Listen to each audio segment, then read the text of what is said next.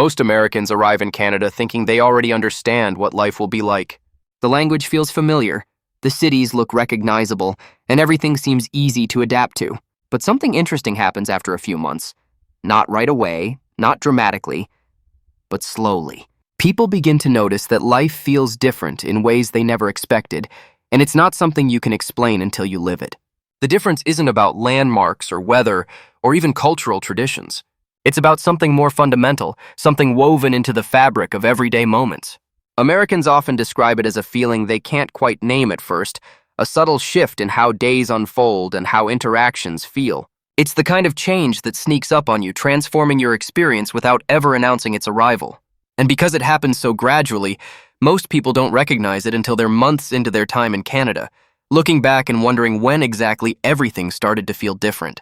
The adjustment isn't what they prepared for, and that's precisely what makes it so significant and worth understanding before you arrive.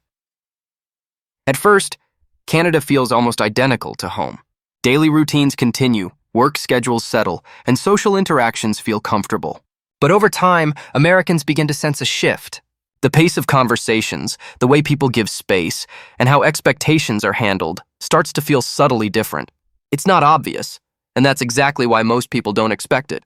They go to coffee shops that look familiar, navigate transit systems that function efficiently, and settle into jobs that seem comparable to what they left behind. Everything works smoothly, so they assume the adjustment is complete. But then small moments start accumulating. A colleague who doesn't fill every silence during lunch, a neighbor who waves without expecting a full conversation, a meeting that ends exactly on time without anyone apologizing for having other commitments. These moments don't feel significant individually, but together they create a pattern. Americans start to notice they're reading social situations slightly wrong, applying expectations that don't quite match the environment. Nothing is uncomfortable or unwelcoming, but something is definitely different from what they're used to. The realization doesn't arrive as a single insight, but as a gradual awareness that builds over weeks and months of living in a rhythm that feels almost familiar, but not quite the same as home. One of the quiet surprises comes from how time is treated. Canadians often allow more space between moments, less urgency in everyday interactions, fewer social pressures to constantly perform or rush. Americans don't always notice this immediately, but after living in Canada for a while, many realize they feel less mentally crowded than they did before. Appointments start and end without extensive small talk buffer zones.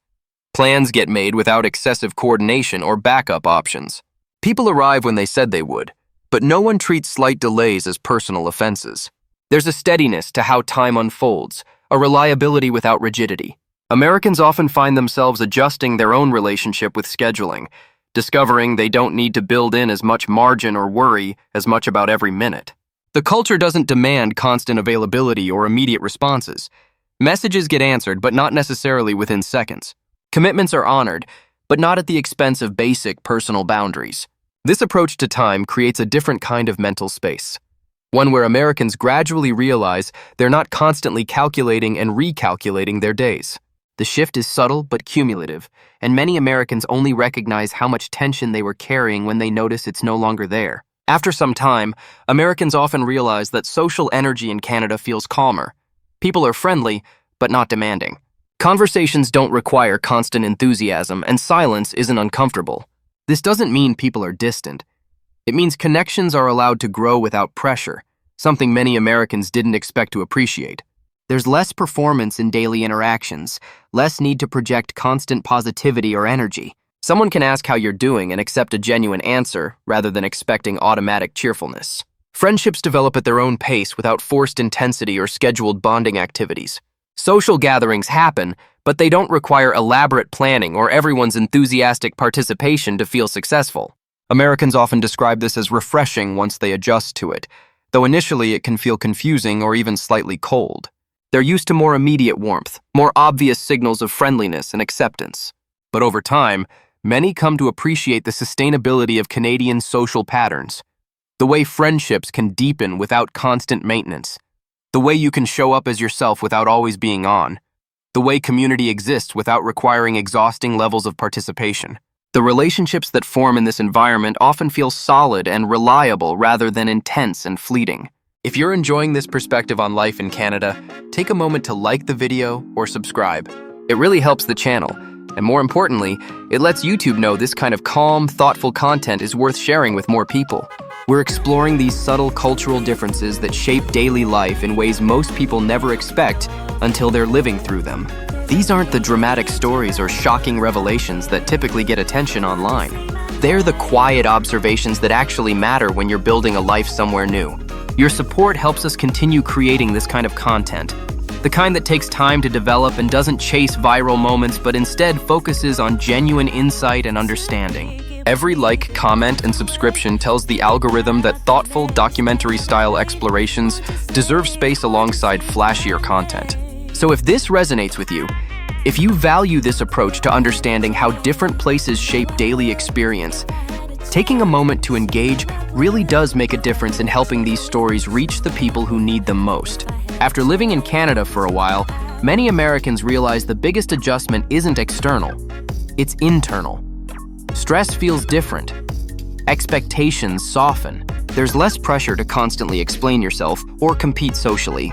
These changes don't happen overnight, but when people look back, they realize they're not reacting to life the same way they used to. The constant low-level anxiety about being enough, doing enough, or keeping up with everyone else starts to fade. Americans find themselves less worried about how they're being perceived and more present in actual moments. They stop over-explaining their choices or justifying their preferences. They discover they can decline invitations without elaborate excuses, express opinions without softening them excessively, or simply exist without constantly managing everyone's impression of them. This internal shift often surprises Americans because they didn't realize how much energy they were spending on these invisible social calculations until they stopped doing them. Canada doesn't explicitly teach this. The environment simply doesn't reinforce the habits that created that pressure in the first place. Without constant reinforcement, those patterns gradually lose their grip. Americans often describe feeling lighter, clearer, more like themselves. The change isn't about becoming someone different, but about shedding layers of performance and protection that were never necessary but felt mandatory back home. What Americans don't expect after living in Canada for a while isn't a dramatic cultural shift. It's a quiet recalibration of daily life. The kind that slowly changes how you move through the world without announcing itself. If you've lived in Canada or are considering it, this experience often makes sense only in hindsight. And if you enjoy thoughtful explorations like this, subscribe for more calm, documentary-style stories about life across cultures. These are the adjustments that matter most but get discussed least, the ones that shape your actual daily experience rather than just your tourist impressions. Understanding them doesn't prepare you to avoid the adjustment. That's inevitable. But it helps you recognize what's happening when you feel that subtle disorientation a few months in. It helps you trust that the shift is normal, that other Americans have felt it too, and that what seems confusing at first often becomes one of the most valuable parts of the experience. Canada teaches Americans something they often didn't know they needed to learn about pace, presence, and the difference between intensity and depth. That lesson stays with people long after they leave, reshaping how they think about what makes life feel good and sustainable, regardless of where they eventually end up calling home.